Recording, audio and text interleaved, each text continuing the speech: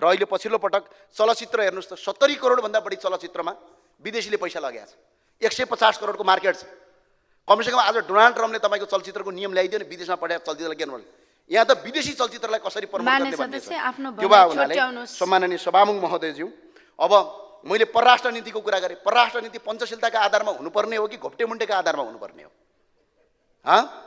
गएको छ, आएको छ, मन्त्री बन्धक बनाएको छ, यहाँको एउटा सामान्य मान्छे आज लाइन लगाएर भेटेको छ। अब परराष्ट्र नीति त पञ्चशीलताका आधारमा हुनु पर्ला नि त, घोप्टे मुन्टे र चेप्टेको आधारमा त नहुनुपर्ने होला नि त। त्यो भएर आज पनि भुटानिजहरू जो नेपाली भाषी छन् उनीहरूलाई आज तपाईँको भुटानबाट अमेरिकाबाट निकालेर भुटान ल्याए, भुटानबाट फेरि नेपाल आएको छ, परराष्ट्र मन्त्रालय मौन छ। आज उनीहरूको समस्या परराष्ट्र मन्त्रालयले समाधान गर्नु पर्दैन। त्यही भएको हुनाले सम्माननीय सभामुख महोदय, एकपटकको नेपाली सधैँको नेपाली हो।